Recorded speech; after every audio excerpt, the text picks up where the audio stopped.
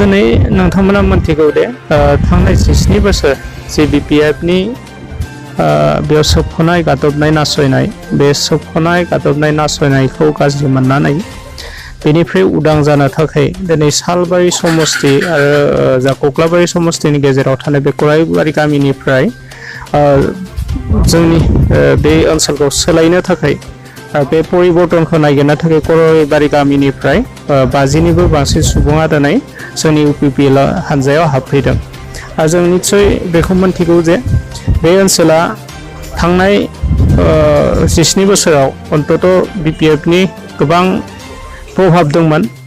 बे प्रभाबा दिनैनिफ्राय गैया जागोन आरो बे गरायबारि गामिनिफ्रायनो जों बांसिन UPPL-नि सोद्रोमाखौ मोनगोन होनना जों आसा खालामो। फैबाय थानाय समाव नोंथांमोना जुदि UPPL-आव जुदि दा सोलायनाय लाबोनानै देरहायोबाथाय मा रायजोनि मा जौगानायखौ नुगोन? आं सासे BTR सुक्तिनि सागानगिरि हानजानि सोद्रोमा हिसाबै आरो गोदानै आं दिनै UPPL-आव हाबनाय हिसाबै जोंहा थांखि आरो नोजोर दङ। जोंनि गिबिसिन खामानियानो जागोन बे ओनसोलाव थानाय सोलोंथाइ गोनां जि लाइमोनफोर दं बे लाइमोनफोरनि माने कर्म संस्थापनखौ होनो जों गिबियाव जों नाजागोन। बेनिफ्राय बे ओनसोलनि जौगाथाय बे ओनसोलनि देहा फाहामसालि सोलोंथाइ दैनि असुबिदा जों बेफोर गासै समस्याफोरखौ गिबियावनो जों फोजोबनानै गरायबारि गामिनि रायजो राजा जानानै कक्लाबारि समस्तियाव गोग्लैनाय आरो सालबारि समस्तियाव गोग्लैनाय गासैबो जों जिहेतु UPPL-आव दिनै गोरोबथा बा जइन जाबाय।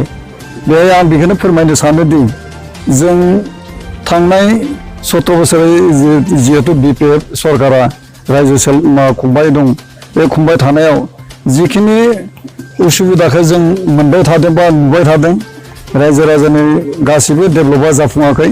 बिनि थाखायनो जोंनि साननाय हनाया बे गामिनि साननाय हनाया दिनैनि बे गोदान BTR सुक्ति खालामना लाना फैनाय बिथांमोन सागानगिरिफोरखौ बे खामानियाव मावफुंनो थाखाय बा BTR-नि गासिबो दफाफोरखौ मावफुंनानै होगोन होननानै जों सानदों आरो बेखौ मिजिंनानैनो जों गोदान सरकारखौ बरायदों आरो जों बिनि खारनैनो बे गोदान सरकारजों जोङो सरजाबनानै थानायखौ जों थिरांथा जोंनि गामिनि फालिफ्राय जों खालामना लादों। सिगाङावबो भारतखौ स्वाधीन खालामनायाव कंग्रेस सरकारा बेसेबा बोसोर सलायदोंमोन। बेनि उनाव कंग्रेसखौ सोलायहरला जनता फैदोंमोन लोगोसे आरो BJP फैदों। थिग जोंबो बिदिखौनो सोलाय सोल'खौ लुबैदों। गरायबारिनि गोबां लाइमोनफोराबो दिनै UPPL-आव जइन जादों, मा फोरमायगोन?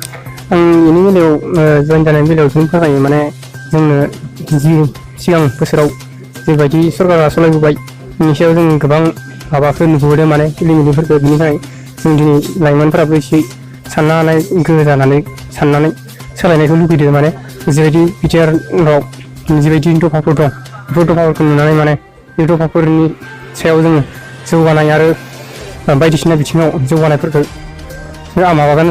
जौगागोन साननानै बिनि थाखायनो जों दिनै लाइमोनफोरा UPPL-आव जइन जानाय जादों।